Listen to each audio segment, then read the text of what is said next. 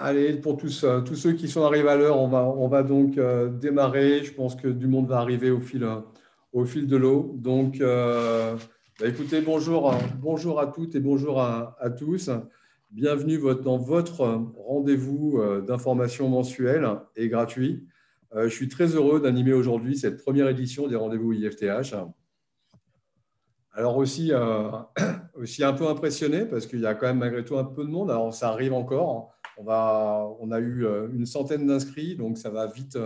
Ça devrait encore rentrer encore aujourd'hui. Donc, est-ce que c'est le thème qui a plu? Est-ce que c'est le changement d'horaire qui a permis en effet autant de collections? Ben ça, vous pourrez peut-être nous en dire un petit peu plus par la suite. Un petit mot sur les rendez-vous. Les rendez-vous, vous l'avez compris, hein, c'est un événement qui est gratuit, où on va vous communiquer de l'information qui est qualifiée par des consultants qui sont des experts dans leur cœur de métier. Alors, ils peuvent être internes ou externes à l'IFTH, hein, peu importe. Et aujourd'hui, on va vous parler principalement des évolutions de REACH dans le textile et l'habillement. Alors, je vous rassure, hein, ce n'est pas moi qui vais vous faire cette présentation. C'est Denis Couvray qui est votre expert REACH à IFTH, mais aussi qui est aussi expert sur tout ce qui est règlement biocide. Donc, comment ça va se présenter? Une vingtaine de minutes. Denis va vous présenter un petit peu tout ça, toutes ces évolutions, voir les différents impacts. On va se garder 10 minutes pour poser vos questions. Donc, le chat est ouvert, donc n'hésitez pas à mettre vos questions au fil de l'eau. À la fin de la présentation de Denis, je viendrai poser les questions pour qu'on essaie d'y répondre le plus possible. Et par la suite, je finaliserai donc déjà en vous présentant comment on peut vous accompagner dans le quotidien aussi, bien évidemment, avec IFTH, et pour vous présenter aussi ce qui va se passer dans un mois, puisque on a choisi le thème et le thème vous sera présenté en fin de réunion. Donc, Denis, je te laisse la parole. À toi, tu peux y aller.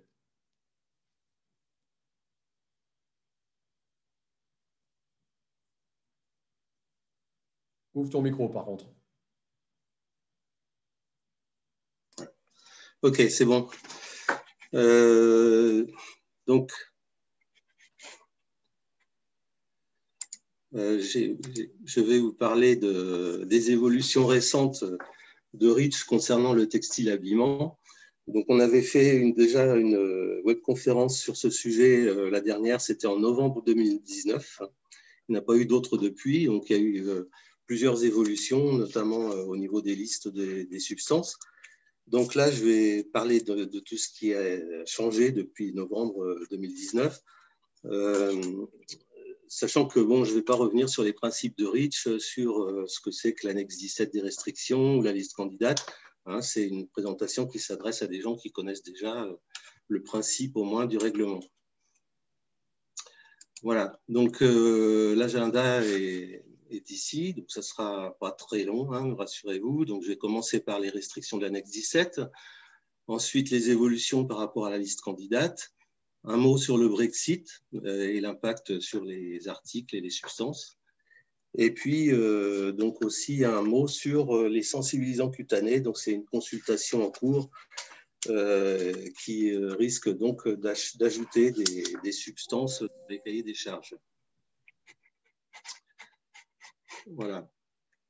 Alors donc je commence par les restrictions de l'annexe 17. Donc dans cette annexe 17, il y a plusieurs choses qui ont changé. D'abord, il y a eu quelques suppressions de substances. Alors ça, c'est quelque chose d'un peu piégeant. Il faut savoir que quelquefois, il y a des substances qui passent dans le règlement POP, polluants organiques persistants, hein, qui est un règlement qui existe depuis 2004, qui est issu d'une convention internationale réunissant plus de 120 pays, donc au-delà de l'Europe. Et donc, ça a priorité encore par rapport à REACH. Donc, quand certaines substances passent dans le règlement POP, elles disparaissent de REACH. Il faut savoir qu'elles sont toujours réglementées comme si elles étaient dans les restrictions de REACH. C'est là où c'est un peu, je vous dis, piégeant, sachant que les substances en question, en général, elles ne sont déjà plus commercialisées, donc il n'y a pas trop à s'en préoccuper, mais quand même. Voilà, donc vous voyez vous voyez, pardon, je reviens sur le transparent. Les substances en question, donc c'est les polychlorophénols, le DKBDE, donc c'est un inifugent, le PFOA. Donc ces trois substances-là ont été transférées dans POP et ont disparu de REACH récemment. Voilà, il faut juste le savoir. Donc il y a eu aussi une mise à jour récente des méthodes de test pour les colorants azoïques. Pardon. Donc ça, c'est l'entrée 43 des restrictions. Donc ça ne change rien par rapport au cahier des charges, c'est simplement donc, une mise à jour des normes de test. Voilà, donc ensuite, il y a toujours cette entrée 72 des textiles au contact de la peau. Donc ça, c'est une grosse mise à jour qui concerne le textile habillement, dont on vous avait déjà parlé donc, en novembre 2019. Donc elle est entrée en contact, en application donc, en novembre 2020 et elle est donc en vigueur. Donc elle concerne, enfin il y a 33 substances qui ont été ajoutées d'un coup dans cette nouvelle restriction, qui est sous forme, la liste est sous forme d'une annexe à la restriction que je vais vous présenter dans les trois transparents suivants. J'ai listé les substances en question, vous les avez déjà eues normalement dans la dernière webconférence. Donc, il y a des valeurs limites particulières pour chacune de ces substances. Bon, c'est une liste qui, en fait, est une sorte de rattrapage par rapport à tout ce qu'il y avait déjà dans Ocotex standard 100. Hein, il y avait des substances qui étaient déjà connues pour être toxiques dans les vêtements et qui n'étaient pas encore réglementées dans REACH, ce qui était anormal. Par exemple, le formol, hein, ça c'est l'exemple flagrant, c'était toujours pas réglementé alors qu'on sait que c'est une substance dangereuse. Voilà, donc il y a eu cette grosse mise à jour il y a plus d'un an de ça. Alors, ça concerne les textiles au contact de la peau. Donc, la dernière fois qu'on a fait cette webconférence, c'était Julie Piève qui avait fait la présentation. On disait qu'on attendait un guide explicatif, donc il est sorti, mais ce n'est pas exactement ce à quoi on s'attendait. On s'attendait à un organigramme décisionnel pour savoir quand est-ce qu'on a affaire à un textile au contact de la peau. Voilà. Alors bon, en fait, c'est assez intuitif. Il faut comprendre que c'est forcément les vêtements de dessous, les sous-vêtements, donc les chemises, les pantalons, etc., le linge de maison, le linge de literie. Et puis, en ce qui concerne l'ameublement, c'est les sièges uniquement. Hein, donc, ça ne concerne pas évidemment les rideaux ou le linge de table. Voilà, il faut savoir donc, que cette nouvelle restriction concerne donc une liste de 33 substances qui sont listées donc, dans ces trois transparents-là. Je ne vais pas revenir sur le détail. Simplement, il faut savoir que ces substances, elles étaient soit déjà dans la liste candidate, soit dans le cahier des charges Ocotex 100. Voilà, donc ce n'est pas des nouveautés, quoi. Je veux dire, on ne découvre pas ces substances-là. Hein, par exemple, on a les véhiculeurs de teinture pour la teinture du polyester. On a les solvants aprotiques, donc ça c'est ce qu'on appelle les résidus de solvants dans le Ocotex, hein, ça concerne les fibres acryliques et les élastanes, etc. Voilà, donc c'est rien de très nouveau, simplement donc c'est devenu une restriction, donc les limites qui sont indiquées ne doivent pas être dépassées, même si avant les substances étaient dans la liste candidate, on pouvait les textiles pouvaient en contenir plus de 0,1%. Maintenant, on a des limites absolues. Voilà. Donc ça, c'était les restrictions déjà entérinées donc, depuis un an. Là, on a donc les restrictions à venir. On retrouve un des trois solvants de filage dont je parlais actuellement, donc qui concerne les acryliques et les élastanes, c'est la diméthylformamide. On va voir que dans les intentions de restriction, on en a une autre qui est la DMAC. Donc finalement, au bout d'un moment, on pense que toutes ces substances vont passer dans les restrictions au bout du compte, ce qui n'est pas plus mal puisque ça concernera aussi, enfin d'abord, on va dire, les fabricants de fils. Voilà, donc les textiliens, les tisseurs, tricoteurs, les ennoblisseurs, quand ils achèteront du fil d'élastane, par exemple, il sera forcément déjà conforme à REACH s'il est commercialisé. Donc, ça dispense, je veux dire, l'aval de la filière de faire des contrôles sur ces substances-là.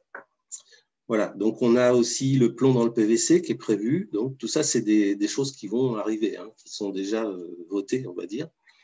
Les microplastiques, alors ça, c'est un sujet d'actualité.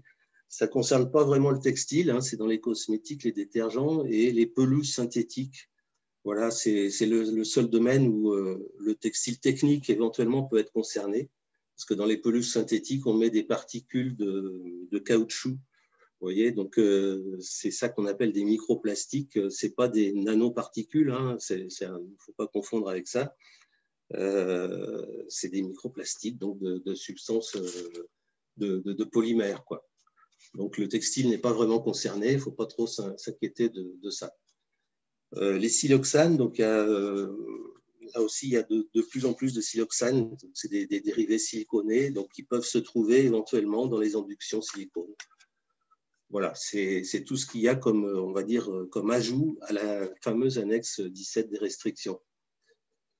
Là, on a maintenant donc les intentions. Pardon. Les intentions donc, de restriction. Donc là, c'est important de savoir que là, on va retrouver la diméthylacétamide. Donc c'est le troisième solvant là, dont je parlais. Donc, qui va certainement donc, intégrer également les restrictions. Voilà, donc, tout ça concerne uniquement, je vous disais, les fibres acryliques et les élastanes. Le bisphénol A, ça concerne certains plastiques qui ne sont pas utilisés en principe dans le textile.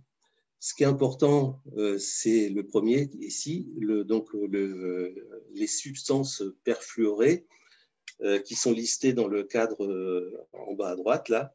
Donc, c'est des substances perfluorées en C9 à C14. Alors, pour ceux qui connaissent, donc dans le textile, on utilise des substances en C8, en C6, pardon, plutôt, puisque les C8 ont déjà été réglementés. Et donc là, il y a des nouvelles substances en C9 à C14. Donc, ça va plutôt dans le sens des chaînes plus longues.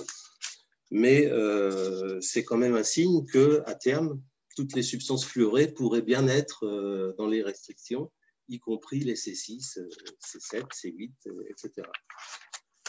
Donc, c'était à signaler. Les chromates de plomb, bon, ça, le chromate de plomb, c'est en fait des pigments orange, rouge, etc. Donc, qui sont déjà pris en compte de toute façon dans les restrictions pour les articles en général. Voilà. Et dans le textile en particulier. Donc, quand on a affaire à des textiles imprimés, on les recherche systématiquement. Voilà. Puis les deux dernières ne concernent pas du tout le textile. Donc, ça, c'était pour les restrictions. Bon, je passe à la liste candidate. Donc, il y a eu une mise à jour depuis la dernière webconférence en juin 2020. On est passé de 205 à 209 substances. Donc là, on retrouve ces 4 substances qui sont listées ici. Qui sont plutôt des substances qu'on trouve dans les plastiques qui proviennent des catalyseurs ou des additifs pour la fabrication des matières plastiques. Donc, dans le textile, là aussi, on n'est pas en principe concerné. Hein, et la dernière concerne les produits cosmétiques.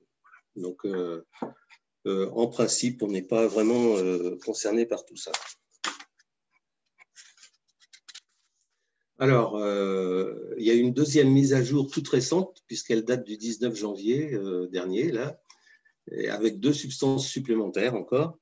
Donc là, on a affaire à des substances qui ne concernent, la première ne concerne pas non plus le textile, la deuxième éventuellement, hein, c'est un dérivé de l'étain qui peut être utilisé dans les PVC et les polyuréthanes en tant que stabilisant thermique ou catalyseur, enfin, reste de catalyseur de polymérisation pour le polyuréthane. Donc, éventuellement, dans ces matières-là, PVC, PU, on peut se retrouver avec cette substance donc, qui est à ajouter dans ce qu'on appelle les dérivés stanniques, les dérivés de l'étain, les organoétains. Voilà, pour lesquels il y avait déjà une restriction d'ailleurs. Alors, dans la liste candidate, on a aussi des substances à venir et des intentions. Donc, dans les tuyaux, on a le résorcinol qui concerne les cosmétiques. Donc, ça ne concerne pas non plus le textile. Et puis, dans les intentions, on a ici 3 substances dont l'une pourrait être éventuellement utilisée dans les inifugents textiles, l'acide orthoborique ici. Bon, sachant que là aussi, on dose en général le métal bore, donc elle sera forcément détectée dans les tests. Voilà, donc on en est à 232 substances actuellement dans la liste candidate. Vous pouvez trouver la liste complète sur ce lien sur le site de l'Agence européenne de la chimie. Alors, il faut parler d'une nouvelle procédure concernant les substances de la liste candidate. Ces fameuses substances dont vous savez qu'elles ne sont pas interdites, contrairement à ce que certains pensent. Simplement, on avait jusqu'à présent une obligation de communication au client aval dès lors qu'elles étaient présentes à plus de 0,1% dans les articles. On avait aussi une autre obligation de notification auprès de l'Agence européenne de la chimie si cette substance était utilisée à plus de 1 tonne par an dans les articles de la production de l'entreprise. Voilà, c'était une condition, il y avait une condition de tonnage donc pour faire cette notification. Par contre, la communication au client aval était obligatoire. Alors maintenant, en fait, la communication est toujours obligatoire, mais la notification aussi. C'est-à-dire qu'il n'y a plus de conditions de tonnage. Donc, dès qu'on a une substance de plus de 0,1%, une SVHC, donc une substance de la liste candidate à plus de 0,1% en poids dans l'article, on doit le signaler, donc faire une notification auprès de l'Agence européenne de la chimie, dont vous avez le lien ici. Donc, il y a un outil qui s'appelle Euclid 6 qui est utilisé pour faire cette démarche. Donc, c'est une base de données, tout simplement. Donc, ce n'est pas très compliqué, apparemment. Je n'ai pas l'expérience de ça. Mais il faut enregistrer l'article et non pas la substance. C'est-à-dire qu'il faut d'abord définir quel est l'article concerné ou les articles concernés. Donc, ça peut être un tissu, un vêtement, un fil, pourquoi pas. Voilà. Avec évidemment toutes les variantes, on va dire, au niveau, par exemple, des tailles, si c'est un vêtement, ou de la couleur, etc. Tout ça, c'est un même article. Donc, et on doit donc renseigner dans cette base de données la description de l'article, la composition, en fait, pratiquement tout ce qu'il y a dans la fiche technique, on va dire, de l'article.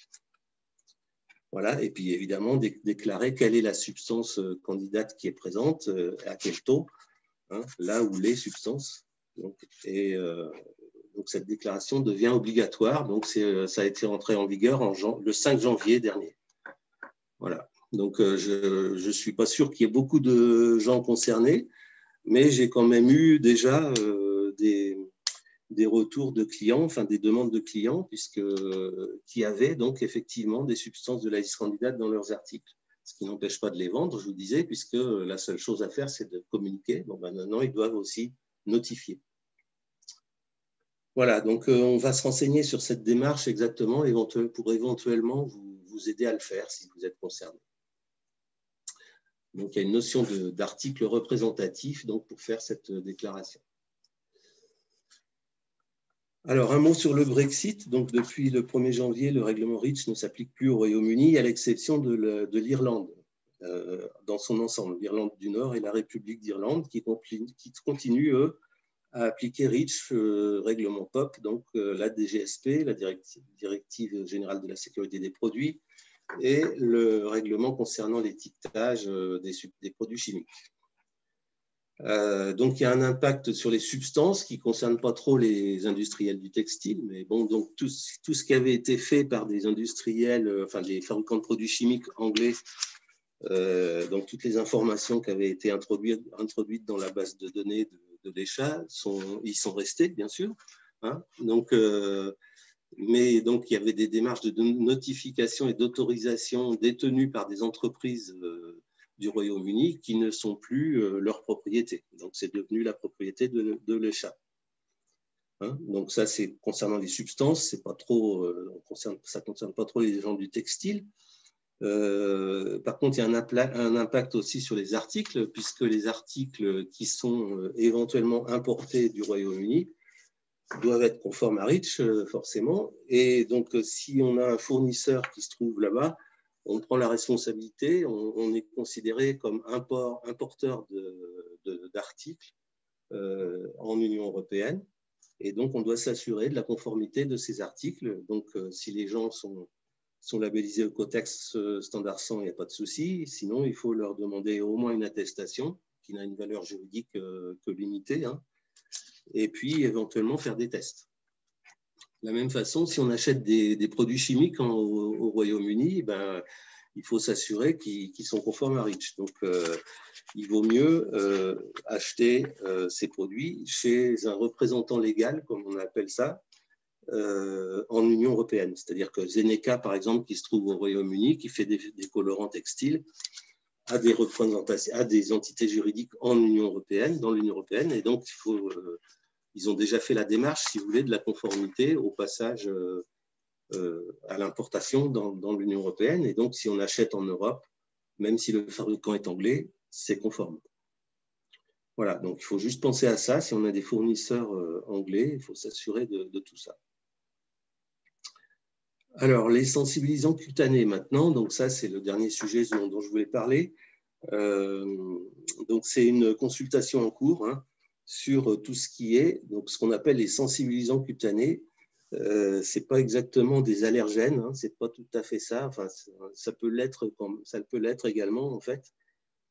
Ça peut être des précurseurs d'allergie aussi. C'est-à-dire que souvent, quand on est soumis à ces substances-là, on développe une allergie qu'on n'avait pas avant. Quoi. Voilà. Donc, la première fois qu'on est exposé à ces sensibilisants, on ne fait pas forcément de réaction, mais la deuxième fois, on en fait une. Voilà. C'est la différence entre sensibilisant cutané et allergène. Donc, il y a une consultation, je vous dis, en cours pour tout ce qui est substance dans les vêtements, chaussures et articles au contact de la peau. Voilà, donc il y a plus de 1000 substances qui ont été listées pour évaluation. Alors, sachant qu'à la fin, il n'en restera sans doute pas beaucoup, hein, mais là encore, je pense que c'est une sorte de rattrapage par rapport à tout ce qu'il y avait dans le cahier des charges de Cotex 100, puisque donc, les colorants dispersés allergènes n'étaient toujours pas dans REACH. Voilà, donc il faut s'attendre à ce qu'il y ait donc, des colorants dispersés. Il y a une liste de 22 colorants dispersés dans le Cotex qui sont reconnus allergènes.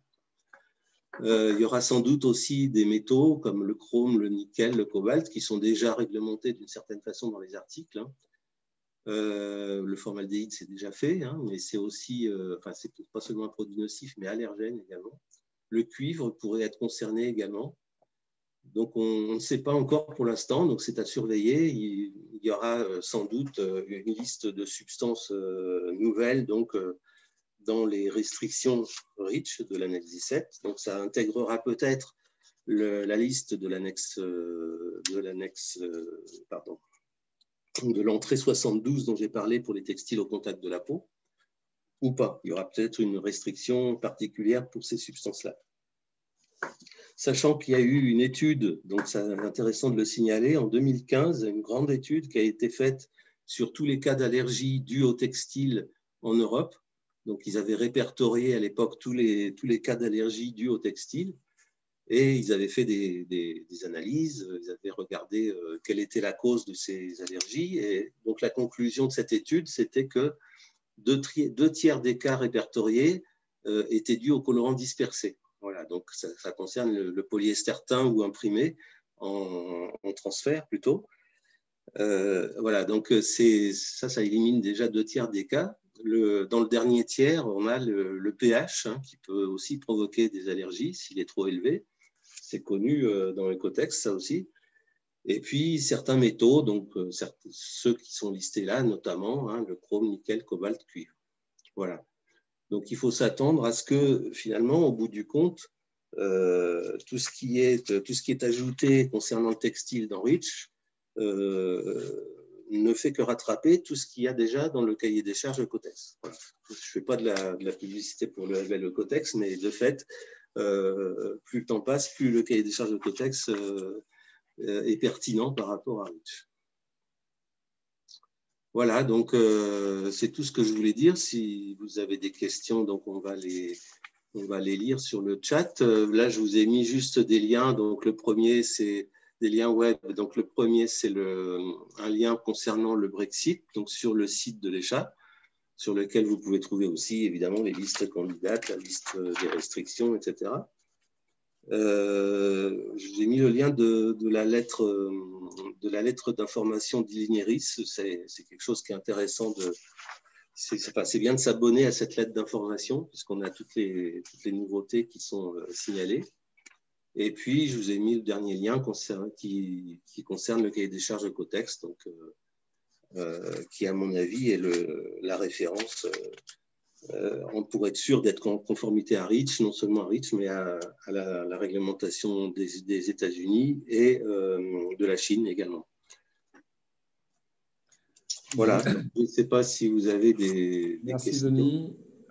Du coup, on va en profiter pour prendre les questions. Donc, vous avez le chat qui est ouvert, donc vous pouvez l'utiliser pour ça.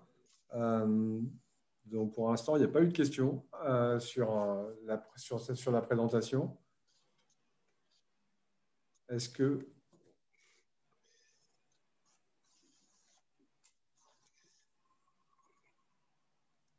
Ou est-ce que quelqu'un veut prendre la parole pour poser une question? Parce qu'il n'y a pas l'air d'en avoir de…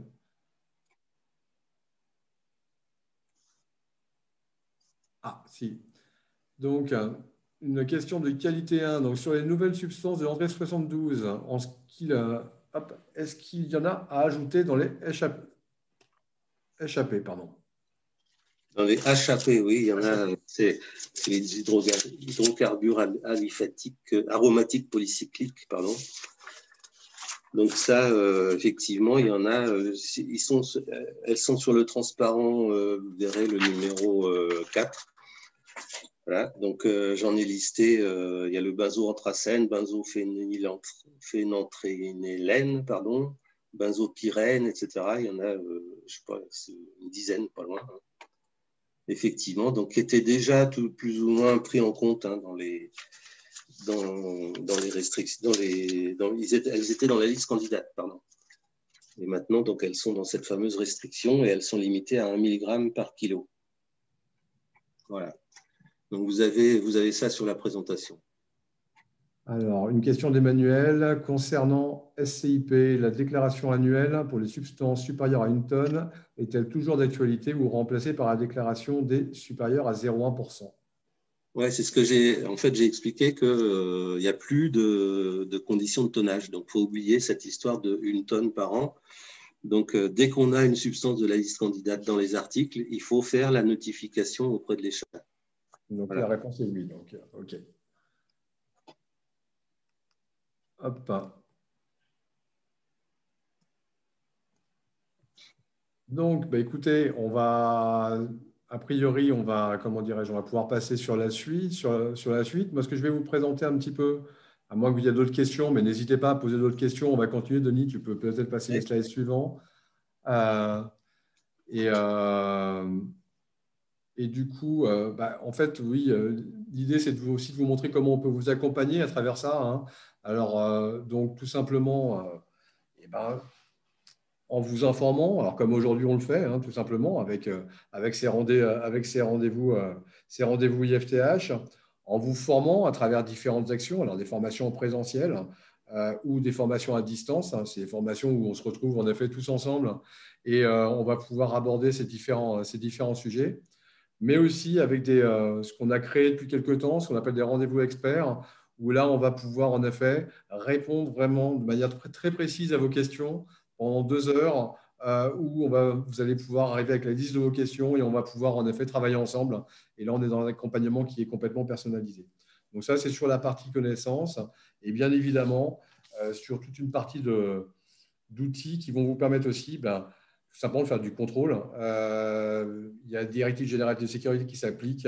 REACH est bien évidemment là et il y a besoin de contrôler vos appros, contrôler vos productions éventuellement, et puis aller dans une démarche également de conformité de vos produits au Cotex, comme l'a cité Denis, en effet, et l'outil référence pour vous garantir un certain nombre de choses, en effet, sur la conformité à REACH et au-delà de REACH, hein, puisqu'en effet, il y a d'autres réglementations qui sont qui sont couverts par le cahier des charges Cotex. Et donc, IFTH, on a aussi un outil qui va vous permettre en effet de pouvoir tester, approuver vos produits avec un REACH compliant quelque part. On va pouvoir apposer le logo et vous donner en effet des outils de conformité par rapport en effet à la réglementation. Donc, ça, c'est pour vous expliquer comment on peut vous accompagner. IFTH, au quotidien, on est avec vous et on vous accompagne avec une actualité systématique à travers nos différents outils. On a différents outils qui sont à votre disposition, Mode in Textile. On a la Tech News qui est diffusée. Vous êtes bien évidemment connecté à notre site internet où on essaie de vous alimenter. Hop, une question d'Aline, je vais la prendre. Je regarde s'il n'y en a pas eu d'autres pendant que je parlais. Non. Si un consommateur présente une allergie liée à une substance non réglementée, substance candidate contrôlée sous Ocotex ou non, peut-on être tenu responsable en tant qu'importateur-distributeur? Alors, oui, quand même, d'une certaine façon, parce que la directive générale de la sécurité des produits encadre tous les risques possibles et imaginables. C'est-à-dire qu'au nom de la DGSP, on est censé mettre sur le marché des articles réputés sûrs pour le consommateur. Et donc, même si c'est un cas d'allergie, on pourrait être tenu comme responsable pour avoir mis sur le marché un article qui présente des problèmes, malheureusement. Donc là, je ne sais pas quelles sont les sanctions prévues. Je les connais pour REACH, mais là, ce n'est pas une non-conformité REACH, même si c'est quand même une question de responsabilité du metteur sur le marché. Responsable, mais pas coupable. Hein. Oui, voilà. Après, c'est un jugement. Donc après, on peut rechercher, on peut partager la responsabilité avec les fournisseurs et les sous-traitants, etc. Voilà. Après, c'est un juge à l'appréciation d'un juge, quoi.